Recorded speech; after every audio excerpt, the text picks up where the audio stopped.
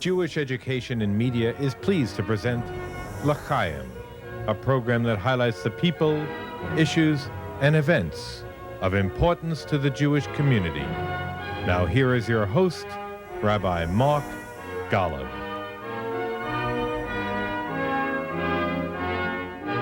I'm Mark Golub, and there are very few superstars in the Jewish community whose names are respected, if not revered, across the Jewish world.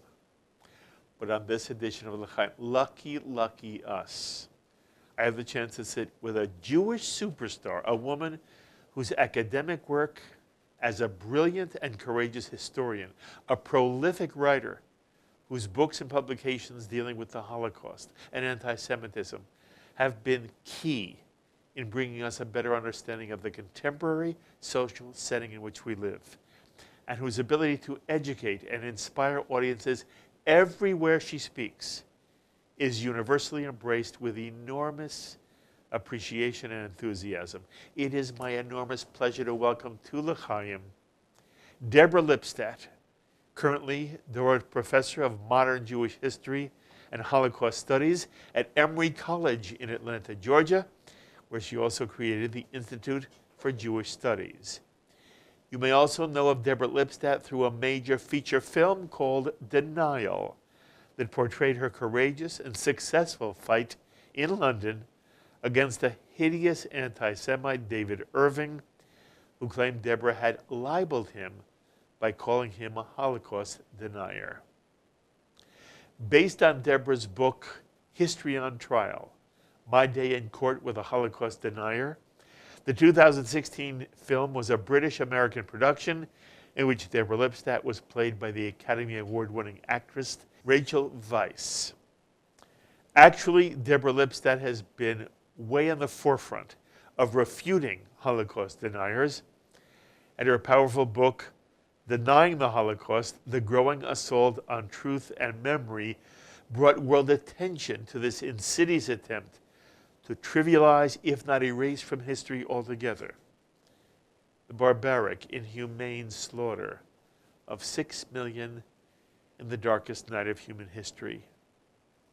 And Deborah's also the founder of a website called The Holocaust Denial on Trial, which refutes the ludicrous claims of Holocaust deniers, which is why Deborah Lipstadt is a true hero of contemporary Jewish life, a recognized authority on the Holocaust in general, on the Eichmann trial in particular, and she continues to produce important and compelling works, such as her latest book, as we sit together on this edition of L'Chaim, entitled Anti-Semitism Here and Now. Deborah, I've wanted you in that chair for ages. You and I have tried to get this done. I am so thrilled to have you here. Thank you for having me. I really appreciate it. Well, it is a joy. And thank you very much. And the work you do is stunning, Deborah, just stunning. I do what I do. I don't want to deprecate what I do, but, you know, sometimes it's just necessary, and I'm trying to add to the conversation. When did you begin? How many years have you been doing this?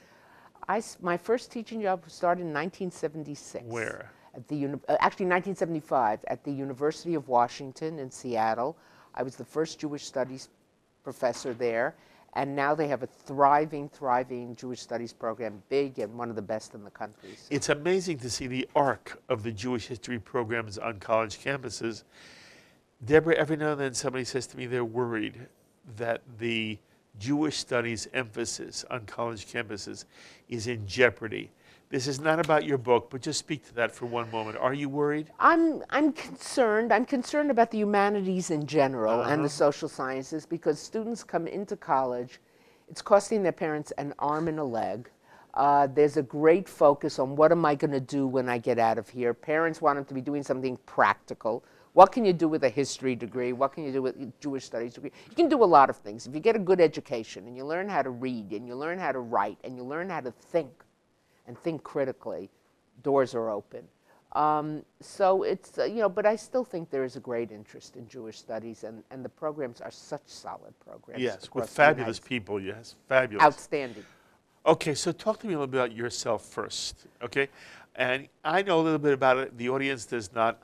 Tell us, where were you born? And I want to know, I want you to talk about the kind of Jewish home you were brought up in. I was born and bred here in New York, in Manhattan. I grew up on 95th Street, the Upper West Side, and it was the Upper West Side then, and it's the Upper West Side today. 95 Fifth and what, just for fun? Between Amsterdam and Central Park West, oh 65 West 95th. Oh, okay. And where'd you go to school? I went to school at Manhattan Day School. Okay. And then at one point we moved out to Far Rockaway. And it was really, those decisions were driven by Jewish calculations. I mean, we moved out to the suburbs because we needed a bigger place to live, et cetera. But my parents chose Far Rockaway because they had once spent a summer in the Rockaways, and they had gone to Shaarei Tefillah, where Rabbi Emanuel Rackman of blessed memory was the rabbi. And they both said, this is a synagogue and this is the kind of rabbi we want for our children.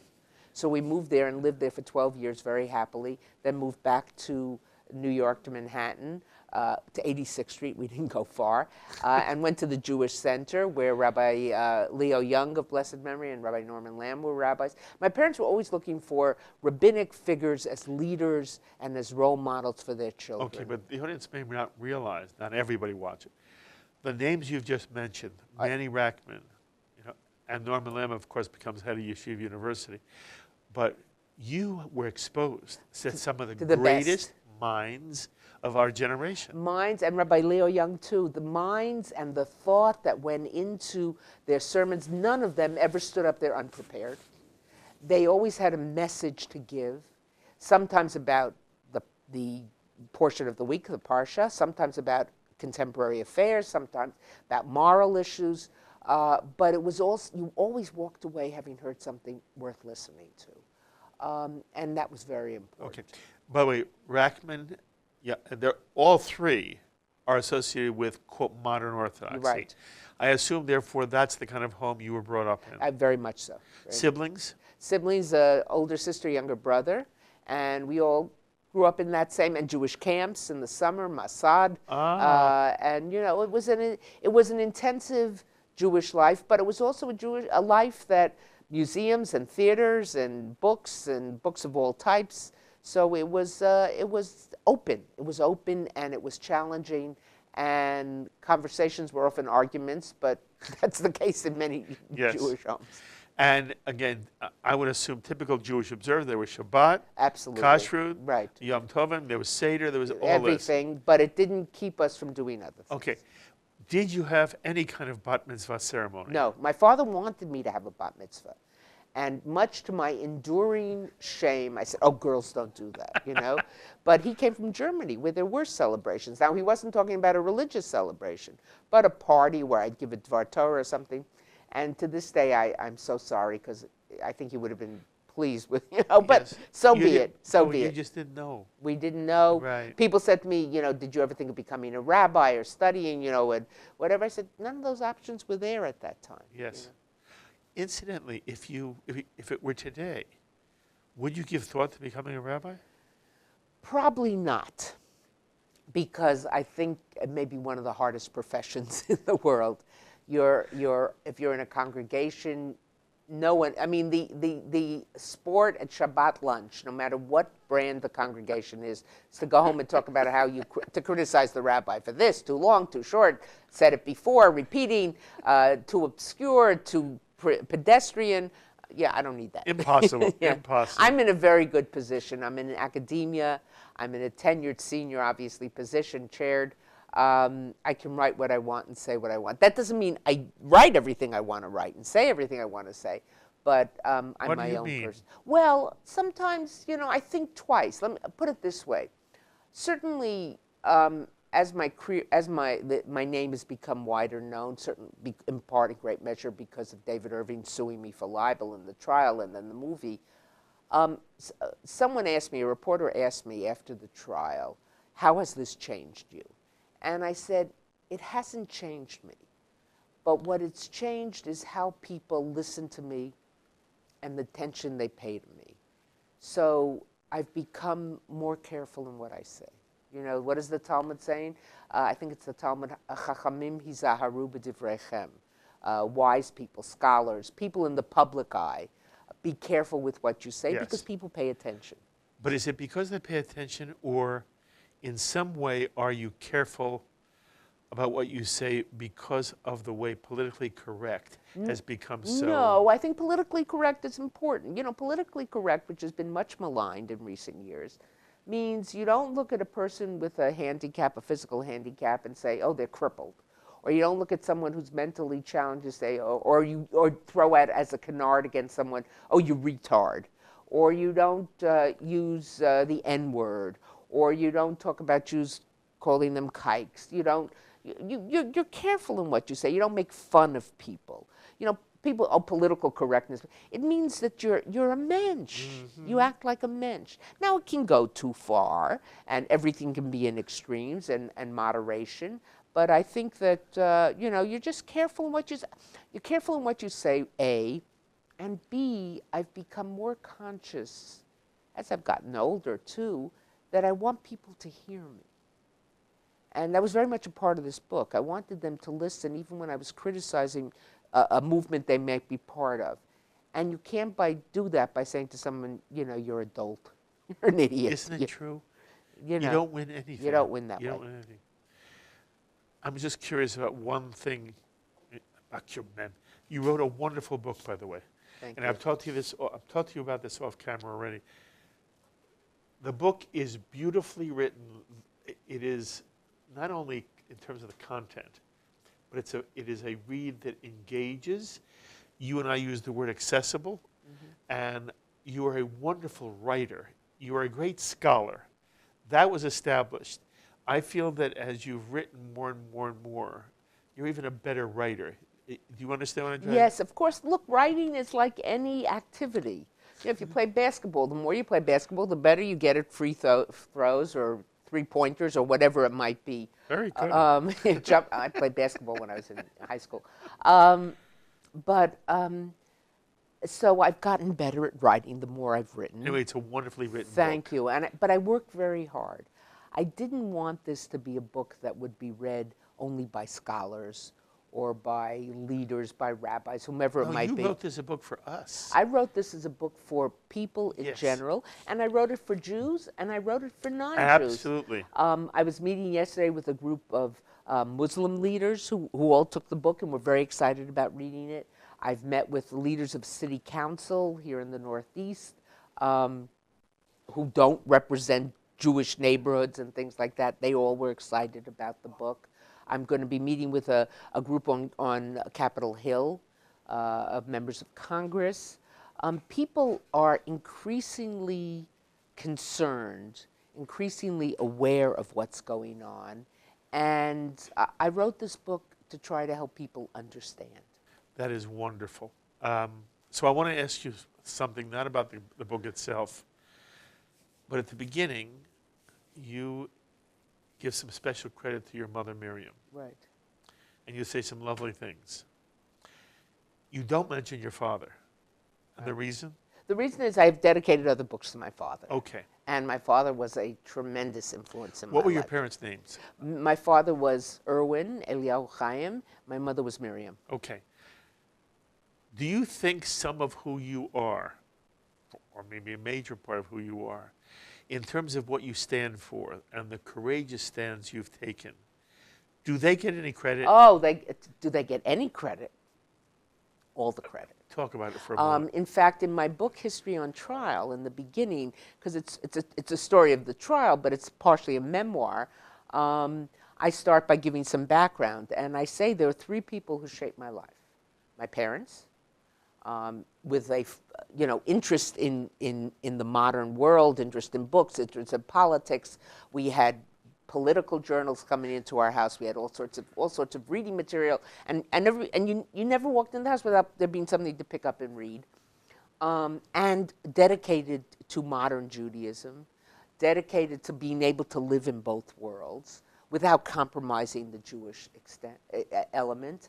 And the third person is the person I mentioned at the very outset, yes. Emanuel Rachman. Yes. He shaped my life. Here was a man who was learned, who was a lawyer, who was a member, who was a colonel in the Air Force. He said, "You can live, and you can make a difference." I remember in 1956, during a slight period, early period of perestroika, momentary perestroika after the death of Stalin and Khrushchev's ascension to the leadership, he went together with a group of rabbis to the Soviet Union. And the day of his, came back and he was giving a speech. The synagogue was packed. And my father came out. We were playing on the front lawn of the synagogue. And he said, come in. You should hear this sermon. It will be memorable. Now, I didn't quite know what memorable meant, but I went in and I remember him talking about it. So, oh, absolutely. He had a tremendous impact on you as well as your parents. But that's right, all yes. three of them. And by the way, I was privileged to know Manny Rachman. And I thought he was out of this world. He was really out of this world. At the end of his life, very much underappreciated. I agree with you. And he, of course, he became rabbi of the Fifth Avenue Synagogue, right. one of the leading synagogues at the time. Right. After Yakubovitz, it was really amazing. Mm-hmm. But you were very, very lucky. Very blessed. Yes. So I have to talk to you for one moment about the movie. Mm-hmm. Okay. First of all, the event itself. How painful. Forget the movie. Yeah, the movie came afterwards. The movie came a long time afterwards. Living through it. And describe it for our audience. Okay, well, I wrote a book in '93 called Denying the Holocaust, The Growing Assault on Truth and Memory. I'd been asked by leading scholars of anti-Semitism and Holocaust history, Israel Gutman of blessed memory and Yehuda Bauer, two of the leading scholars in Israel, to cover this topic. And when they first asked me, I said, oh, who'd be interested in this topic? This is crazy. And they said, you should do it. It's important. So I thought it would be a momentary digression from what I was working on and other things I wanted to work on. Of course, it shaped my life. Shortly after the book came out, so the book came out in '93 and then in '94 or '95 in the UK, and David Irving, then one of the leading Holocaust deniers, sued me for libel in the United Kingdom, which meant the burden of proof was on me to prove the truth of what I said, unlike in the United States where the burden of proof would have been on him to prove the falsehood. And what did he claim you were saying about him? He claimed I libeled him. I libeled him by calling him a Holocaust denier, that he was not a Holocaust denier. Right. Which seemed to me so strange because not only did he seem to me to be a Holocaust denier, but he seemed to be quite proud of it. So I was very lucky. Was it scary? Oh, of course. When it first happened, what the hell was I going to do? I'm in the United Kingdom. How do I didn't even know how to begin, And I'm very grateful. Two lawyers came forward, first one and then together with his then junior partner, Anthony Julius and James Lipson. And they said, we're willing to defend you and willing to do it pro bono if necessary. And Anthony Julius has had a very excellent and prominent reputation in the United Kingdom. And once I was in their hands, I felt... You felt better? Yeah, I felt better. It must have scared your parents as well. Well, my father was no longer alive. My mother was very concerned about what it would be and what it would represent. But she had great faith in me. And then, of course, lawsuits take a long time. So we spent, I would say 3 years and 2.5 years in preparation. We hired a dream team of historians, great historians, who really went through his work and found all the places where he denied it. And we weren't proving that the Holocaust happened. We were proving that he was a Holocaust denier. And we won this tremendous victory. You mentioned the website in the introduction, hstat.org. It's an Emory University website with its own portal. And if you look at, if your viewers look at the judgment, which is there, it was an overwhelming, first of all, it's over 300 pages. And if you go to the last section, you see the judge calls him a falsifier of history. I can't think of all the things, but the thing that sits out in my mind, a neo-Nazi polemicist. Mm-hmm. So we really left the man's reputation in tatters. And I didn't seek it. He came after me. I never would have bothered to do that, because I just had no. My interest in doing historical work was not to destroy someone, even though I think his reputation deserved to be destroyed. But I wanted to add to the knowledge, to the body of knowledge. Did you see the victory coming? By the end of the trial, we thought. You were optimistic. We were optimistic, except on the last day of the trial, the judge asked a very strange question. He said, can you be a genuine Holocaust denier? And if you really believe it didn't happen, does that mean ipso facto you're a racist and anti-Semite? Because Holocaust denial is both racism and certainly anti-Semitism without doubt. And, or can you be a genuine if you really believe Jews are lesser, you know, does that make you a bigoted person? Does that make, or if you're really, in terms of racism, if you really believe people of color are lesser? And we said yes, because the evidence is so overwhelming in the other direction. In order to believe this, you have to have a skewed, mendacious view of the world, an evil view of the world, an evil view of the people, of the Jews, or whomever it is you're looking at. So when the judge asked that, we were a little worried by what that meant. Afterwards, we never knew, I mean, he never told us, but our figuring was he was looking for language on how do I respond to that? How do I answer that? And then when it came, I expected we would win, but I never expected the victory that we got. It was so overwhelming. It's been called the most damning libel verdict in British history. I think at the Times of London or the Telegraph said history has had its day in court and won a crushing victory. Wasn't it thrilling for you? Oh, that day was amazing. It was unbelievable. Mm-hmm. And the most touching part, and it's hard even now, you know, 19 years later, to talk about it without getting, as they say, verklempt, you know, choked up, the Holocaust survivors came to thank me. To be thanked by a Holocaust survivor. I fought a trial. It was hard. It was difficult. It took a lot of resources, financial resources, time, upended my life. If you look at my my publication record, there's this big gap there during the time of the trial. And you're pretty young at that point. I was, yeah. You're, in some way, you're not a seasoned pro I wasn't. at that point. No, I was. You know, no, I wasn't. I had, but exactly, I was not. It made me much more of a seasoned pro. Yes. But it was so it was difficult. It was trying. But to be thanked by Holocaust survivors for fighting a trial, as I say, it was difficult. It was time-consuming. It called for a lot of personal resources, emotional resources, etc. But compared to what they went through, there's no comparison. And yet they came and they thanked me. And if I'd say to them, "Please don't thank me," they would get very. No, I must. No, you did something very important for all of us and for them. Yeah.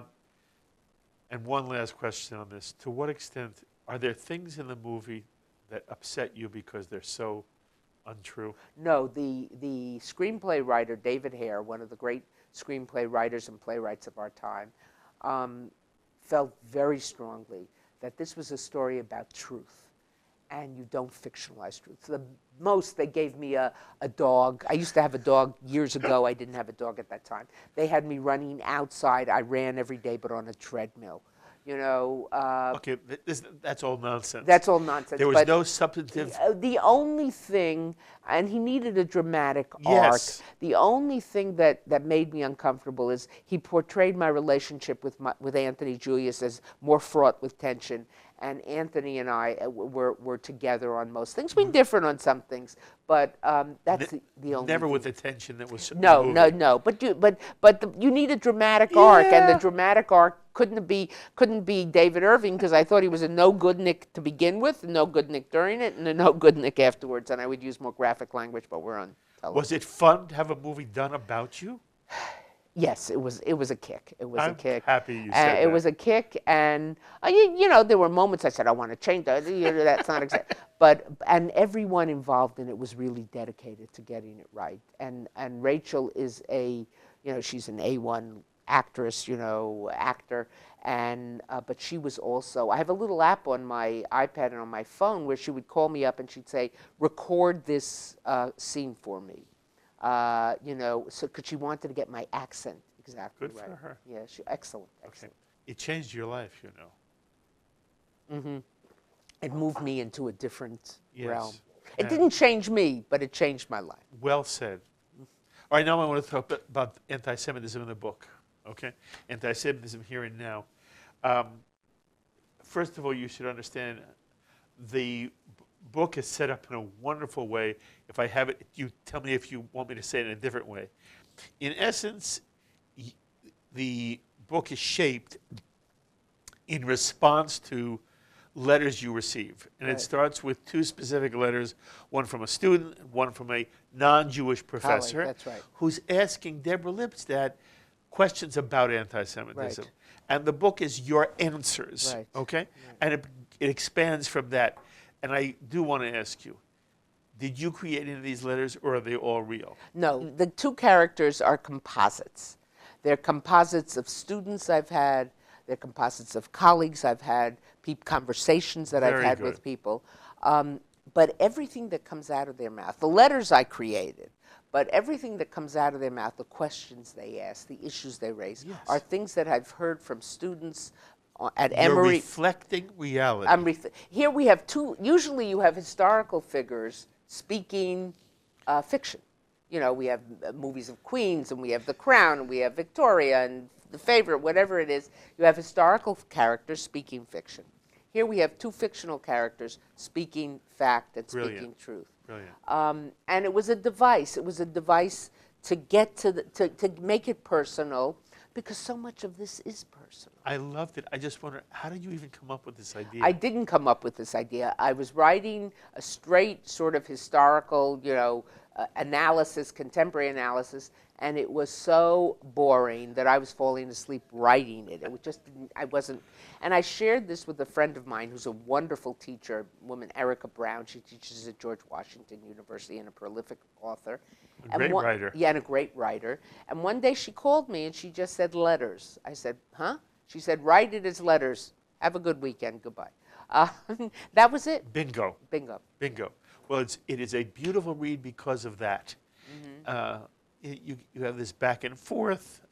Anyway, I just wanted the audience to understand how the book is shaped, and it's wonderful. I did it that way because I wanted the book to be both scholarship, but not, or scholarly, but not scholarship that a reader who didn't know the topic would get bogged down. And I had a very interesting and gratifying experience earlier this week. The book has now been out for about a month or something like that.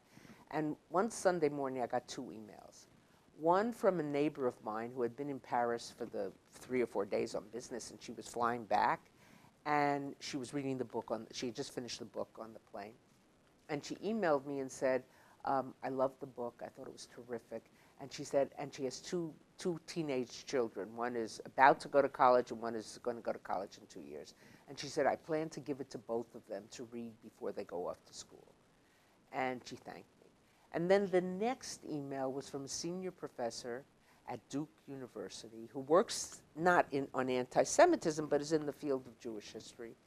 And he wrote, and he said, I just finished the book, and it's great.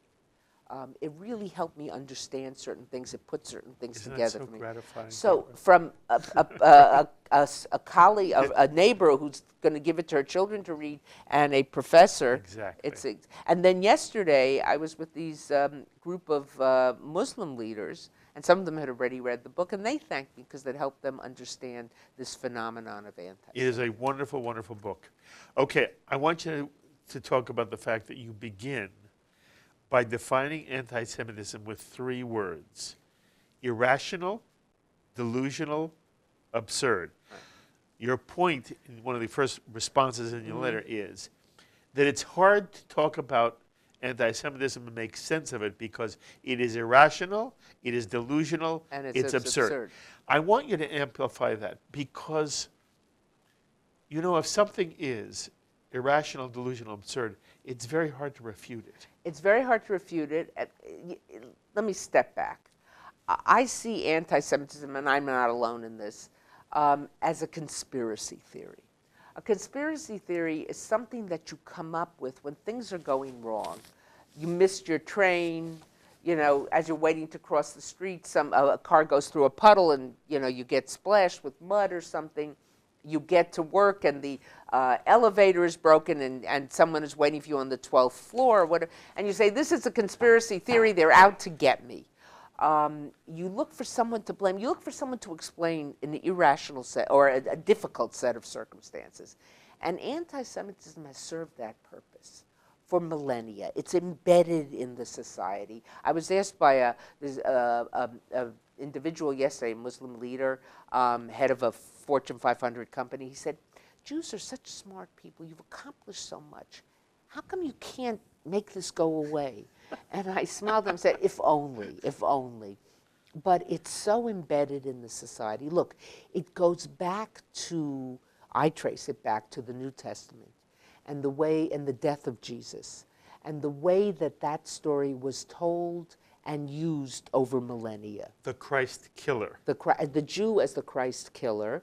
Of course, Jesus is a Jew, the Jews are Jews, but that doesn't matter. You know, the story goes... Theologically it has nothing to do. Yeah, the Jews killed Christ, killed Jesus, or the Jews even worse. The Jews had the Romans kill Jesus. Why? Because he wanted to chase the money changers out of the temple. So, and they got the Romans to do it. So there you have the template for anti-Semitism. You always look for these three elements. Sometimes someone can dislike you just because they don't like you, and maybe you deserve not to be liked or whatever it might be. But how do you know when it's anti-Semitism? You look for three elements. Money, something to do with money, financial power, controlling financial power. Intellect, smarts, but evil smarts, conniving smarts, and power used not for good, but for the Jews' own benefit, even if, and especially if it's to the majority and the non-Jewish, the harm of the non-Jewish majority. And that's the template you have from the New Testament story, that the Romans didn't want to kill him, but they prevailed, the Jews prevailed. And it wasn't just prevailing on the Jews, on the Romans, but Rome was the most powerful entity in the universe at the time. They were able to get them to do that. If you fast forward, let's say something contemporary, Holocaust denial. If you ask a denier, why do the Jews make up this story? What's in it for them to make up this myth? Why do they work so hard? The denier has a stock answer for you. What did the Jews, and I put this in quotation marks, get out of the Holocaust? They got a state, which is far more complicated, but that's the general perception. And they got reparations, a fancy word for money. So there you, and then they got the Allies. They compelled the Allies to plant the evidence, to hold the Nuremberg Trials. They compelled Germany to admit to something it hadn't done. It's an absurd configuration of things. First of all, there's no evidence on the other side, and there's lots of evidence on the side of that there was a Holocaust. They have no evidence, no narrative, no contemporary witnesses. So it's an absurd kind of claim. But and it's delusional. And they make that claim. But it's the same template: money, power, to get others to do their will, conniving smarts. How does that template work in, early 1930s, late 1920s, early 1930s Germany, that leads to a Nazi regime that would kill 6 million Jews, and it killed millions and millions beyond that. Right, but it did focus on an attempt to kill Jews. Right. That's right. Now, that was an anti-Semitism that was anti-Semitism to the nth degree gone mad. But I want to understand how you would apply the template you just described easily to Nazi Germany. Far too easily. First of all, yes, in the course of the Second World War, millions of people died, far more than the 6 million Jews. But only in the case of the Jews was there this concerted effort to kill an entire people. Had the Nazis won, had the Germans won, they probably would have wiped out all the homosexuals, certainly all the German homosexuals. They would have wiped out all the Roma, the Sinti, what people often call gypsies. They would have wiped out loads of the people in the Stans, the Mongols, wherever they had gone. They probably would have only left in the Soviet Union enough people to produce food for the Germans, etc. But only with the Jews did it have to happen right away, A. B, their entire political ideology and political propaganda was built on anti-Semitism, not on Roma, Sinti, Gypsy. It was not built on anti-homosexual. It was built on the Jews are our misfortune. The Jews are, they talk about, so what do they claim? The backstab. That Germany would have won the First World War, but the Jewish financiers stabbed us in the back. So you have it right there. The financiers stabbed us in the back, conniving, and then they got the German government, the then German government, the government of World War I, to surrender. There's the template. The Jews control the finances. Worldwide crash, the Jews control that. It's the same thing. You see, when you engage in prejudice, when you're trying to push a certain stereotype of a people, of a group, whether it's a religious group, whether it's an ethnic group, whether it's a group of a certain sexual orientation, whatever it might be, you've got to use the stereotypes that fit. If the stereotype, the racist, hateful stereotype of the African American is shiftless, lazy, welfare, all those things which aren't true, but that's the stereotype that sort of ridiculous. That's why we react to the blackface, because blackface was not just to, I want to act this, but blackface was to make the black person look ridiculous. So you use those stereotypes. When you talk about Jews, it's money, power, etc. So those are the stereotypes that have gone through the millennia. And I said earlier, I traced it to the New Testament, but it migrates outside of the church. It migrates certainly to Martin Luther. This is still the church, to the budding Protestant church. It migrates to the left, Karl Marx. It migrates to the pseudoscientific view, that people are all genetically a certain way and you have it in your blood, et cetera, and Jews are of a certain type. It migrates to the left, it migrates to the right, it migrates into portions of the Islamic world. So it's a hatred. It's a vicious hatred with such long legs that it's very hard to fight. Now, you going back to your original description or pulling out from the book of absurd, delusional, the challenge is, how do you fight someone who is an anti-Semite without building them up in importance? So you take a leader of the Ku Klux Klan who says all these horrible things about Jews, and he's a nothing. He's an absolute nothing. He only gets attention when he says these kind of things, and you fight against him. Do you leave his comments hanging out there? Or do you fight him and maybe give him the undue attention? I faced that challenge when I first began to work on Holocaust denial. Was I giving them more attention than they deserved? But I felt that they were gaining a certain traction. And you needed to expose how they were gaining it, and you needed to expose their lies and their lack of any historical evidence, etc. But it's a very tricky thing. Very delicate line, isn't it?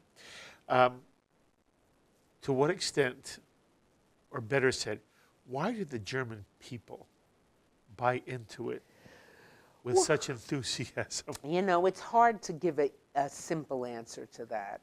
But I think there were a lot of people who didn't buy into it. Yes. There were a lot of people who didn't buy into the anti-Semitism, but liked all the other things, the Third Reich, the Nazi. Yes, but you've heard this discussion. I want to know where you come out.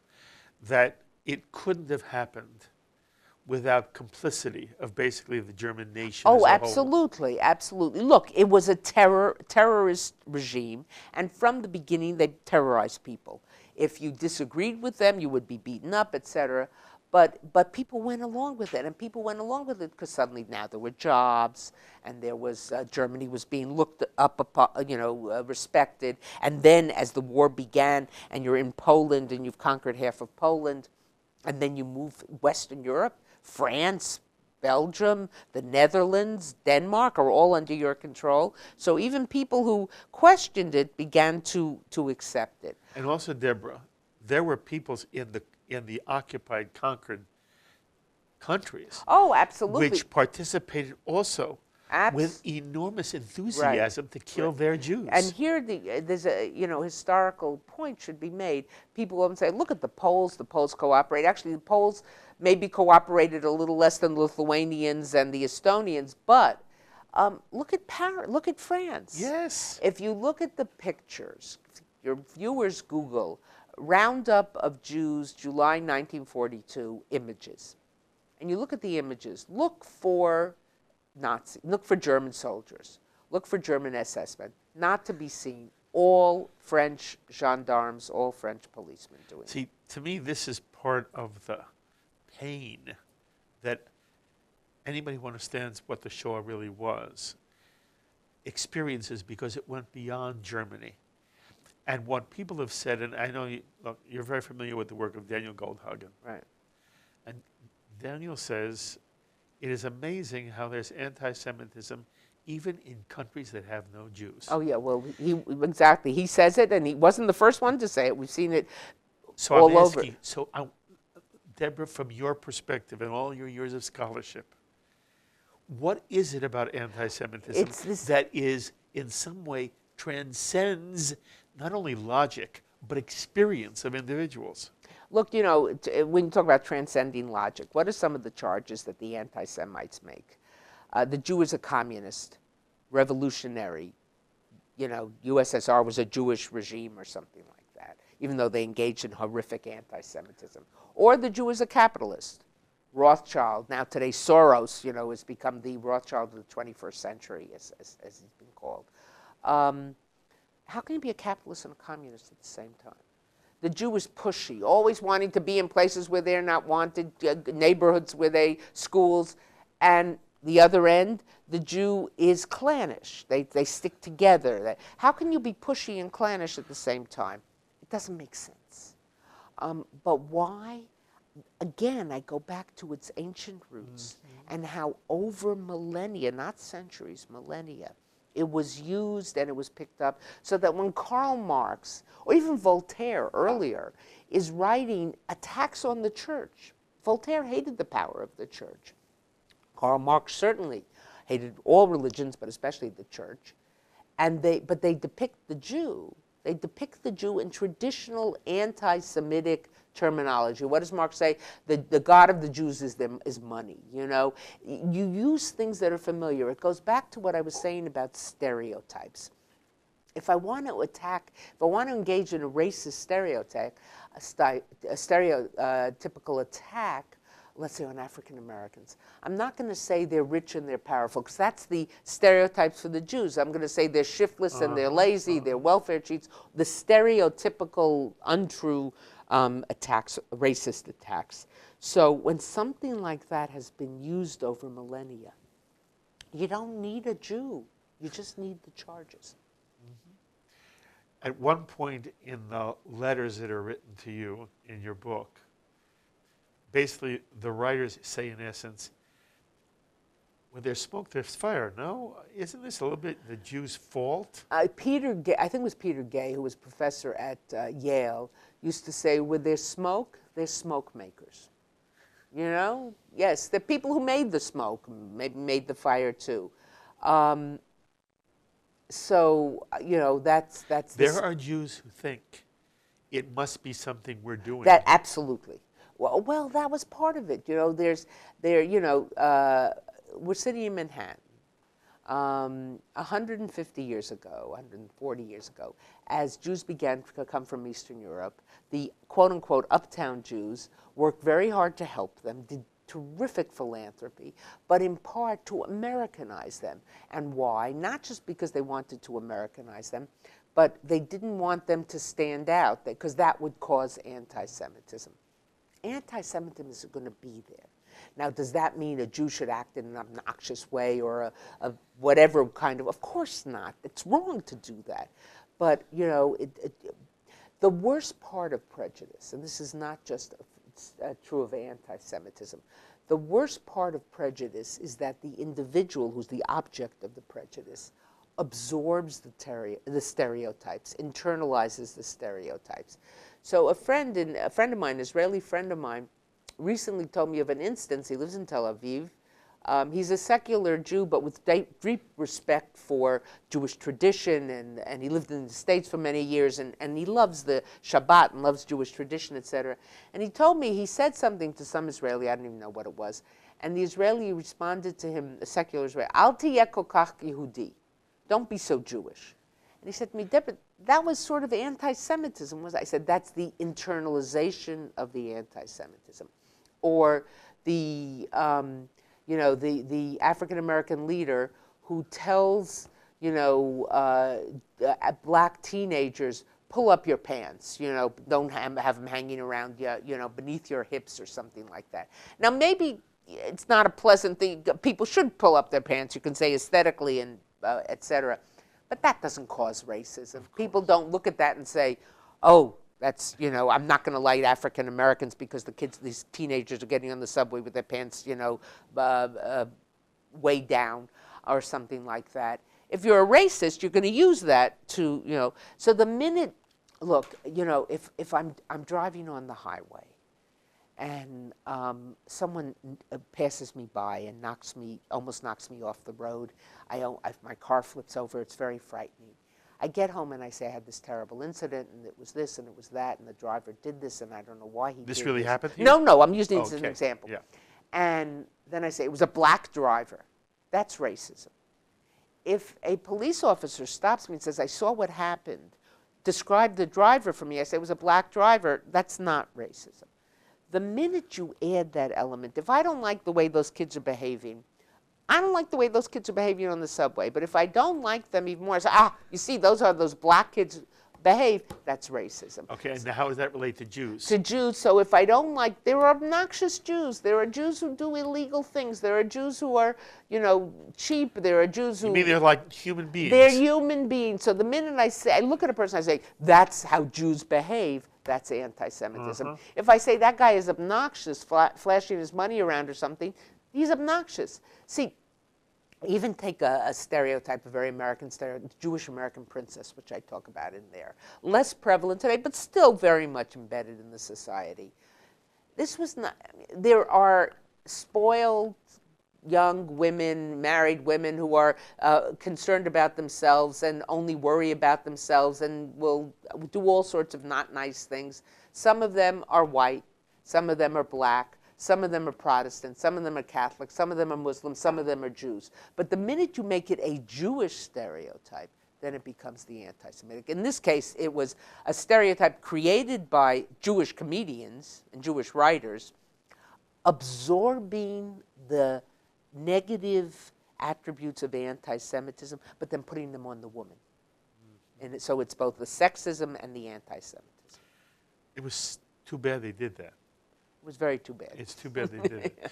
Yeah. When you talk in your book, reminded me in some way of the four sons. There's the dinner party anti-Semite. There's the clueless anti-Semite. And you do try to explain that not all anti-Semites are the same. That's right. And that we have to, when you're dealing with an anti-Semite, one of the things that's necessary is to try to understand what's the nutness, where's the irrationality for this person coming from? Yes? Right. Yeah, exactly. Look, the extremist anti-Semite, we all recognize, just like the extremist racist. The person marching across the Charlottesville campus, with a Sig Heil, chanting, Jews will not replace us. The person parading down the street in a Ku Klux Klan uniform. We recognize that, and we respond to it, and we reject it. And on some level, those people aren't even the most dangerous because we see them, we recognize them, and we and we know to protect ourselves against them. You have what I call the dinner party anti-Semite. In Germany, they call it the Salon anti-Semite. And the person who would never think of, Sig Heiling or saying the Jew shall not replace us or whatever, but who says, we hired a Jew today in our firm, but he's very honest.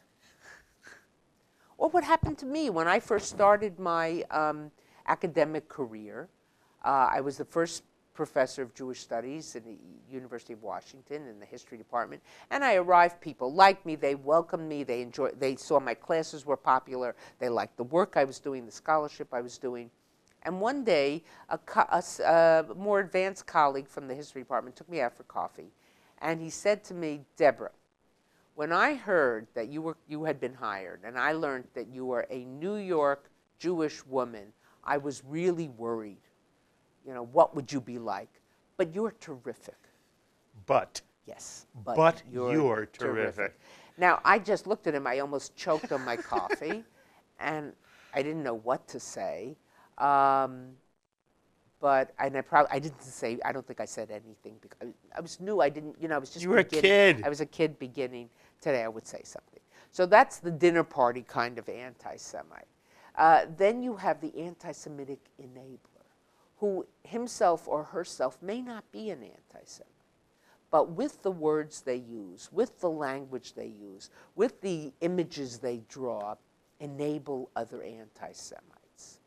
And I would argue that political leaders today, we have a number of political leaders on the scene who have done that, who have been Even if they're not anti-Semites themselves. They don't, it doesn't matter to them. I would say, we talk about Jeremy Corbyn of the Labour Party. I think the question of whether he's an anti-Semite or not is getting answered more and more. But I don't know if he's an anti-Semite. I don't know what's in his heart, and I don't care. It's the wrong question to ask. It's, does he do things that enables anti-Semitism? I would say the same thing, sadly, about the President of the United States. I doubt that he's an anti-Semite. I think he's very proud of a Jewish son-in-law, Jewish daughter, Jewish grandchildren, etc. But he has said things and he has done things which anti-Semites and extremists and white supremacists, white nationalists, and anti-Semitism is an embedded part of that, take as dog whistles. That's a very important distinction. I haven't heard anybody make it that brilliantly. I don't know what's in a person's heart, and it doesn't matter to me. It's how do they behave, and what do they do, and how are their actions interpreted by other people. Yes, you give me chills by saying that, Bowie. I literally chills. In the Jewish tradition, you're never penalized. You're never held responsible for anything you dream or think. You're only held responsible for what you do. Right. Or what you say that also has impact on other people's actions. That's right. And for me, what a racist is, I would love everybody to be able to look at any other human being and not see color, nationality, sexual... But we do, okay, we do. Yes, but that's not the issue for me. The issue for me is, regardless of what you see, do you keep your mouth shut? And do you act in a way as if you are blind to it? And do you oppose any social policy that would in some way discriminate against somebody else? What you feel in your heart, I couldn't care less. Right. A racist is not what you feel, it's what you do or what you ascribe to. Yeah, I would say that if you feel it in your heart, very often your actions will reflect it. Yes. But the question to me is, what do you do? And not, is he or isn't he, or is she or isn't she? Is Farrakhan an anti-Semite? I would say so. Everything he said. His most recent comment was, I'm not anti-Semitic, I'm anti-termite. Yes. Who do you call when you have termites? You call the exterminator. See under Nazis, we know. And he's talked about Hitler as a great man. He has made overtly anti-Semitic comments. I think there's no question about it. Okay. What frightens you more today on the American scene?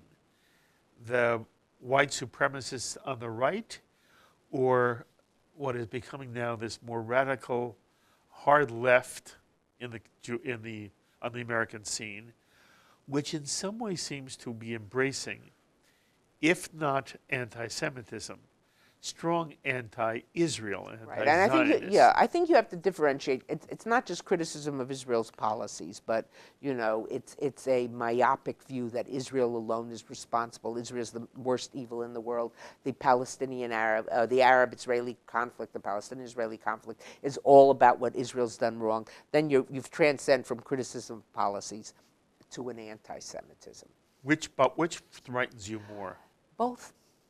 Neither one frightens you more? Yesterday I was sitting with someone who studies this, who had all the FBI statistics, public statistics. He gets them a little earlier, Department of Homeland Security statistics. The number of far-right extremists, many of them lone wolves, like the guy in Pittsburgh, who aren't part of a network, so they're harder to trace, who are influenced, online or influenced by certain leaders, but not connected to those leaders, who engage in violent extremist action, has skyrocketed in the United States. And I think in the Jewish community, there hasn't been sufficient concern about that, sufficient attention to it. It's very frightening, and they can do great damage, and I offer you Pittsburgh as an example. On the left, I'm an equal opportunity. In the book, I go after both sides, you know. On the left, we see an institutional anti-Semitism embedded in groups, in attitudes, in tropes, depictions of Jews, stereotyping of Jews, that is also very, very disturbing. So I'm not choosing one or the other. Okay. I would say this.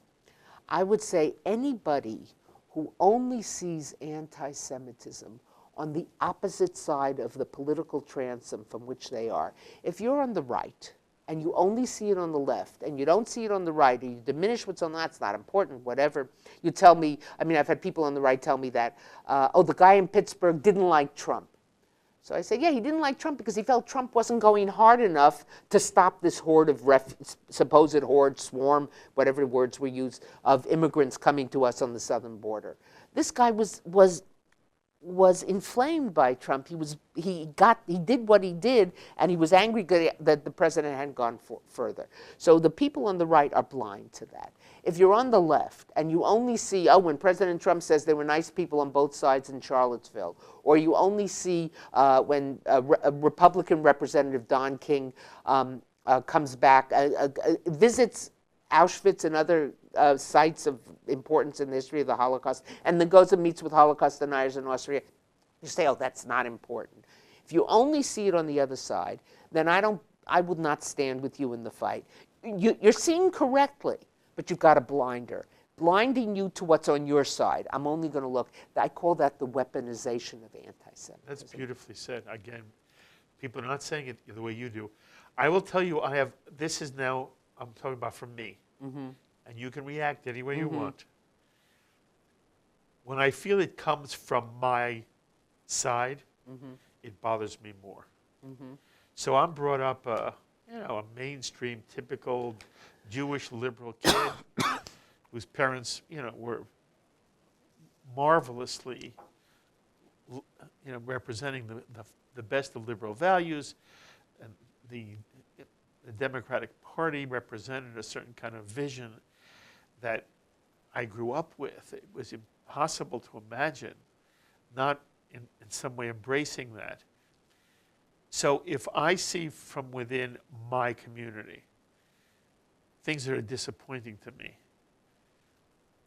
they surprise me more than they upset me more. Sure, of course. If a relative does something, you're more, if someone you care about or someone you share an ideology with, it's more, and not if it's someone on the other side, you say, I always told you they were no good nicks. I always told you they were, whatever. But if it comes from your side, and you feel more dislocated. Tremendously. Because you say, well, how can I make an alliance with these people? And where do I go? Where do I go? Okay. That's right. I appreciate your understanding. Okay, so I'm now looking at freshman congresswomen in the Democratic Party who are supporting BDS, who are in some way slamming AIPAC because the Jewish lobby runs... Benjamin's baby. Yes, referring to $100 bills. Right. Okay. And I see esteemed members of the Democratic Party voting against the BDS bill. Well, the BDS bill is complicated.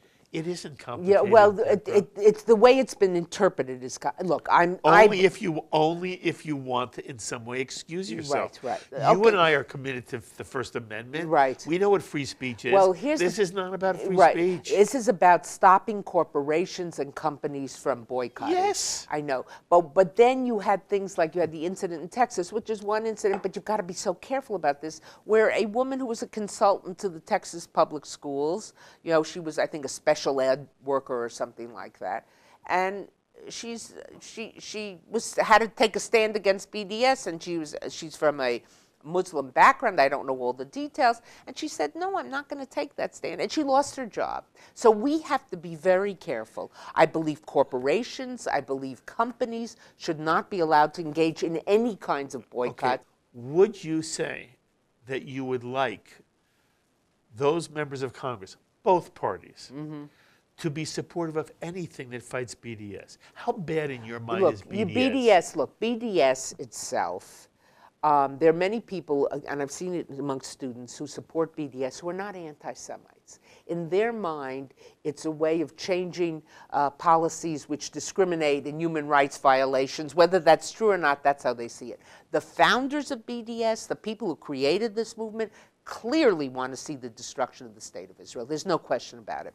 They want to see the toxification of Israel, make anything associated with Israel toxic. That's their objective. And I would argue that when you want the destruction of an existing state, and in this case Israel, that it's an anti-Semitic act, and the demonization of Zionism, Zionism's national liberation movement of the Jewish people. It's you talk about the crimes committed in the establishment of the state of Israel. There were many Arabs in now what is now Israel who left because they were told by their leaders, leave and you'll come back in a week and you'll inherit that Jewish home and that Jewish farm and that Jewish orchard. There were some who were kicked out by Jewish fighters. So I would have people, I read people who say, and some even have said it to me, well, Israel was founded on these illegal actions. It has no right to exist. It was founded in injustice. And I say, let's talk. You've heard that? I've heard, it's from some, yes.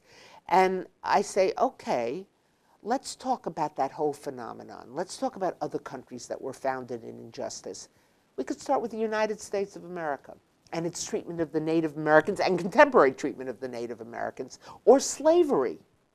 I teach in a school which was, the buildings were built by slaves.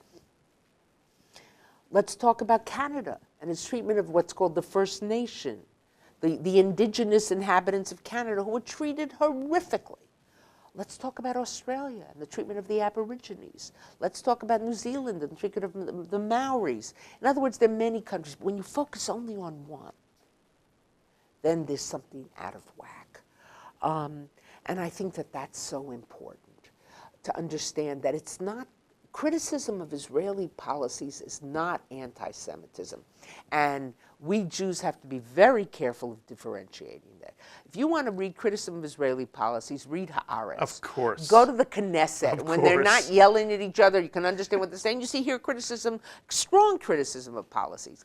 But when you criticize, when you say the whole country has no right to exist, where should those people go? I don't care. Or it should be a one state of Arabs and Jews, and you name for me one country in the Arab world, and to some extent the Muslim world, but certainly in the Arab world, where minority religion is thriving.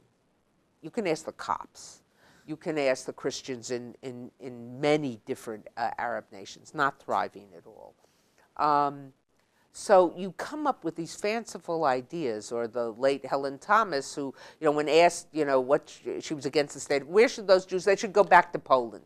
Well, hello, over 50% of the Israeli population not only doesn't come from Poland, but are considered people of color.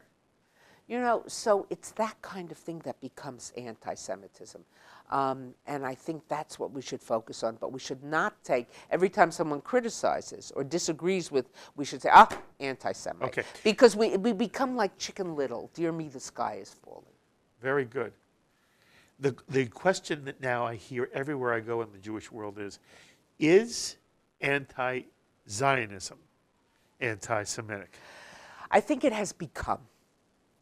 I don't think, if in 1935, 36, as the Zionist movement was, trying to get adherents, et cetera, you thought a Jewish state was not a good idea. That was not anti-Semitism. Even in 1943, it was not anti-Semitism. 45, by 45 after the Holocaust, that's questionable. But now that you have a living, thriving Jewish state with what's the current population, 7 million, 8 million, something like that, where are those people supposed to go? What's supposed to happen? So that's already a question, and people think that so flippantly. Number one. Number two, Zionism is the national liberation movement of the Jewish people. First of all, to call it racism, which was an idea that was introduced by the Soviet Union as part of its campaign to spread hostility towards Israel and to spread anti-Semitism. As I say, it's over 50% of the Jewish population is considered people of color. When you focus all your arguments on the fault of Israel, when you talk about racism and Zionism, that's anti-Semitism. When you compare those two, when you conflate those two. That's, again, not to say that there aren't things that Israel does that is wrong. Every country does that is wrong. What's interesting, even as I've just said it, not to say that there aren't things that Israel has done is wrong, I never hear people who, when they embrace Hamas or Hezbollah, say, that's not to say I'm for terrorism, but so that... Well said. As we're meeting, there are stories everywhere about the fact that you resigned your membership in a Young Israel synagogue because I'll tell you what I understand. You correct me if I'm wrong. As we're meeting, we are entering into the season where Israel will go to the polls and elect the next government. In April. In April, and we're taping this in February, the end of February.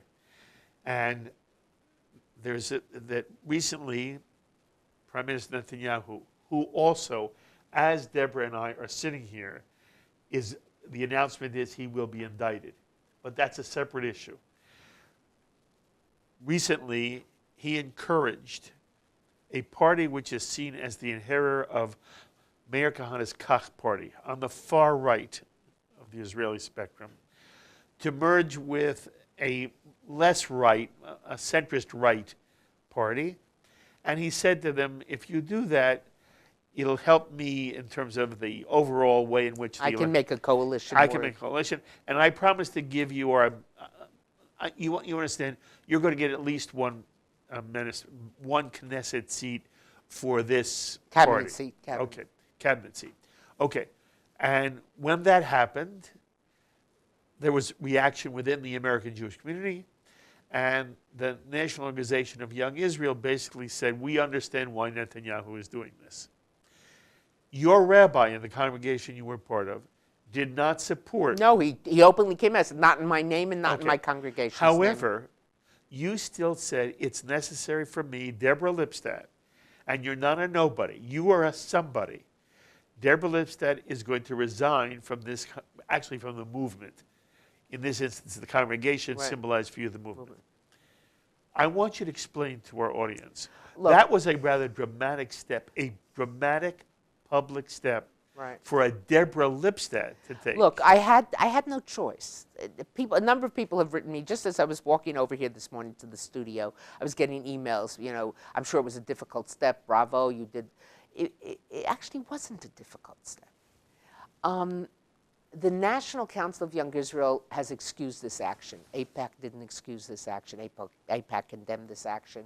The American Jewish Committee was one of the first. Many Jewish organizations. Explain, though, why you feel... Because this far-right organization, look, it openly claims Kahana as its role model. Yeah. It's its inspiration. It's on the far right. Right. Radical far right. Begin, Yitzchak Shamir, who was even further, to the right than Menachem Begin, they would have nothing to do with this party. They would rejected it. It was muksa. It was not to be touched. It was not to be dealt with. This was so far beyond the bounds of what Israel stands for, of the democracy, of the equality, of the Jewish value of not murder. And by the way, this party does not advocate murder. Well, the leader of the party has a picture of Baruch Goldstein in his house. It has. But there's nothing in the party. No, platform. nothing. But its followers have been. Many of the people associated with have been associated with violent actions. Look, I think that party is a. Not only is it contra to what Israel stands for as a Jewish state, but you want to talk strategically. You talk about Israel as a democracy. Israel is holding up the equality of people. This is a party that wants to remove all the Arab residents. Not all. Let's be honest here. Let's be exact. It wants to remove Arabs who are violently against the state of Israel. More than that. But no. that's. I don't want to get into. I'll tell you what complicates it for me. Mm-hmm. When people tell me, this is anti-democratic. By the way, I do not support any of these policies. Mm-hmm. However, I support an Israel which allows that party to exist. Yeah, absolutely. As I applaud an Israel which allows a party to exist that preaches daily the destruction of the state of Israel. You talk about Israel as a democracy. It has a party in the Knesset, the Arab Coalition Party in the Knesset, advocates the dissolution of the state of Israel, and the state of Israel lives with it. That's right. That's remarkable. It is remarkable. Remarkable. Okay. And I'm proud of it. Yes, me too. But I say to myself, how can I be proud of an Israel which allows a party which I disapprove of everything they stand for? Because and then there are Jews who believe that people who live in the state of Israel, who are dedicated to the destruction of the state of Israel. I think we're gonna get into the weeds here, but I believe that this party is, and many things said by its leadership and by members and leading members, goes much further than just, I want to get rid of this terrorist who wants to blow up the state of Israel. But let me go back to my decision. I think that this was a craven, it was a craven political act by Prime Minister Netanyahu. I think you stand for certain things. I was a great admirer of Menachem Begin. Me too. I believed he brought a dignity, and I'll never forget the fact that the first thing he did as Prime Minister, his first act as Prime Minister, is when an Israeli merchant marine captain radioed back that he'd come across a group of boat people from Vietnam. Yes. And what should he do? And Menachem Begin said, you do what you have to do. You take them in, and they brought him, and they brought him. Wasn't that wonderful? It was an amazing act. Yes. And I feel that these people are contra. Look, I got an email this morning from someone who teaches in Gush Etzion. That's hard, right? Also. That's hard. Complimenting me for what I did. Interesting. And I've got letters from people who live in what some people call Judea, Samaria, what some people call occupied territories. I don't care what you call it, beyond the Green Line. We know where those places are. Complimenting me for what I did. Now, I didn't do it I didn't think it was going to go viral. I have to tell you, on Tuesday morning, I was at a friend's house. I was on the way home from the gym, and I stopped at a friend's house because I read with their little girl. We hadn't done it the night before we read that morning. And they said, did you see Young Israel has the National Council? I said, yeah. I think I have to resign from the shul.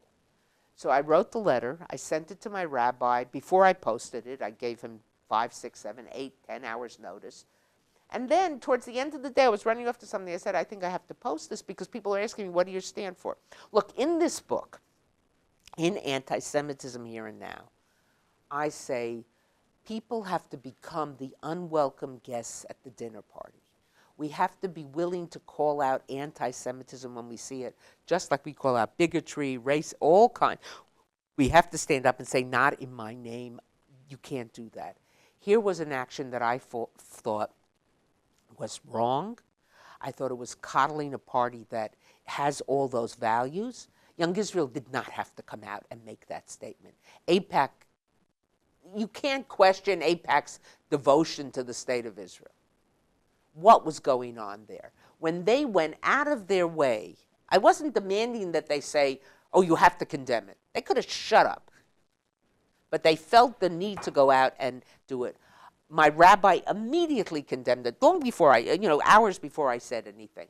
But how can I go around and say, be the unwelcome guest at the dinner party, call out these wrongs? Because it may start with the Jews, but it's not going to end with the Jews. Or may start with other groups. I can assure you that people who hate people of color, white supremacists, like lots of Jews who say, well, they hate people of color, it's not so bad. They hate Jews too. Hate is wrong, prejudice is wrong, coddling people who are prejudiced is wrong. And I just felt that I couldn't be a member of a synagogue that calls itself Young Israel. And you have to know, I love this synagogue. I love the people in it. They are my neighbors. They are my community. When I was ill, they were the ones who came to my help. They do lots of acts of righteousness, of chesed, quietly. They're welcoming. It's mainly volunteer run, except for the rabbi and the synagogue administrator. It's a great place. Mm-hmm. I disagree with certain religious strictures, but I go along with them because I like the people and I like the community. I am giving the same amount as my dues to the rabbi's discretionary fund, not a penny less. But I asked him that not one penny of that go into the coffers of National Young Israel. Could you see yourself coming back? If it's separated or... If it changed its position? Oh, absolutely. Absolutely. It was a very courageous act, by the Yeah. way. All right, I have to sort of sum this up only because there is the clock. So I want to end with one last question for you that is I'm especially interested in hearing how you would answer. I'll give you a scenario. What's your advice to the community? Okay. A family wakes up one morning and there's a swastika painted on their outside fence. Mm-hmm. The Jewish community in this area has to make a decision. Do they go public with this? Do they go to the newspaper? Do they do anything of a public nature saying, look what was done to a Jewish family in our community? And the argument that I hear is, some say, you must go public. And there's others who say, and you alluded to this a little bit before, by going public, you encourage Others. the nuts Right. to do the same thing. And therefore, the smartest thing is understand it's kids in the neighborhood. It doesn't mean anything. Leave it alone. Deborah Lipstadt, you're in the community and they come to you and you say. It's a very hard problem. Isn't it? Yes, it's a very difficult problem. First thing I would do is consult with the police. One of the differences today, people say, oh, this is like the 1930s, is that the police care about this very much. And the authorities in virtually every city we live in the United States care about this. And if they will say to you, look, we know it's a couple of kids, pranksters, who have been going around doing this kind of stuff, you take advice from them. If it seems like something deeper and something more, then you react. But I'm less worried about this. Look, if they're pushing over tombstones at a cemetery or something like that, it's a different story. But I'm less worried about the swastika painter than the person in public office who makes a crack about Jews. I'm less worried about the swastika painter than the teacher in the school who won't write a letter of recommendation for Israel. I'm less worried about the swastika painter than that kind of creeping anti-Semitism. So I think we have to judge. Each case is a case unto itself. Beautifully said. And our instincts may be, I'm going to go and scream about this, but we also have to recognize that that will create copycats. And when you talk about creeping anti-Semitism, especially within the halls of government, which I think is a brilliant point that is often missed on people, are you worried that and this is a discussion, next time you're here we'll have it in detail. You're right. But bottom line for you, when you hear people say, oh, you know, we're on the verge of America becoming Nazi. No way. Say it again. I don't think that at all. You Look said what no, happened. why? No, look what happened after Pittsburgh. The entire American community went to shul. I mean, what was the hashtag that the American Jewish Committee started? Stand up for Shabbat. I happened to be in St. Louis that weekend at a conference. I left the conference on Friday night with a colleague. We went to shul. The place was filled with non-Jews from the area. I went back Shabbos morning. Including Muslims. Muslims, Catholics, Yes. Right, left. That was America. That was America. America condemned it and reacted. There's nothing good about Pittsburgh. I was just talking 2 days ago to a woman whose mother-in-law was one of the 11. And, you know, she talks, when I asked her, how are you doing? She got teary-eyed. She said, it's very hard. We haven't passed. This was Bubby. And she was a young, active, vibrant Bubby. So there's nothing good that came out of it. But having said that, we have to take some heart from the way the world reacted. It was appalled. Now there are those who say, yes, the world will react when it's dead Jews and not when it's live Jews.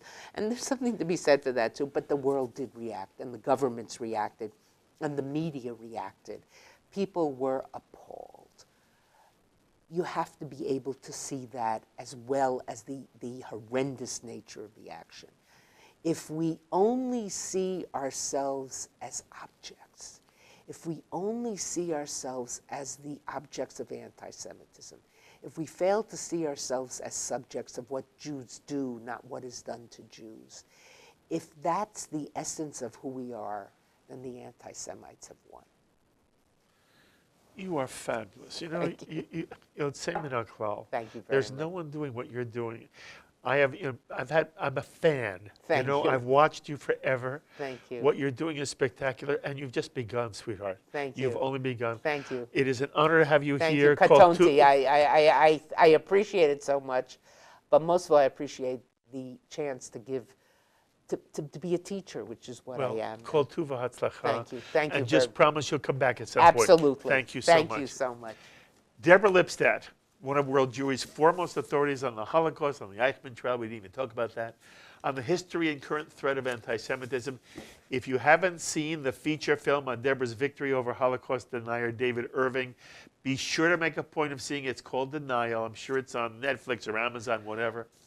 And Deborah's most recent book, as we sit together on this edition of L'chaim, is called Anti-Semitism Here and Now. It is a terrific read, and it opens eyes in ways that help us deal with what is true about anti-Semitism today. I hope you enjoyed getting to know Deborah Lipstadt. I hope you'll be in touch with you with any thoughts or comments to any of the ideas she expressed here on this edition of L'chaim. Please email me, write me, post on our Facebook page, or tweet me. I love hearing from you. Until the next time, I'm Mark Golub. L'chaim, my friends, to life.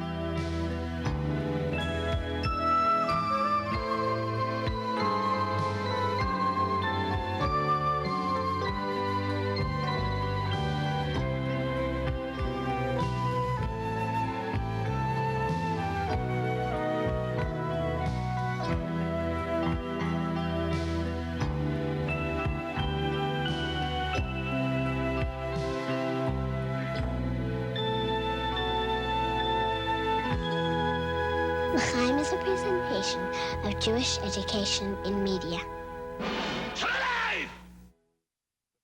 We would be pleased to send a complimentary DVD of this program to anyone who wishes to support JBS with a tax-deductible gift of $36, double chai or more.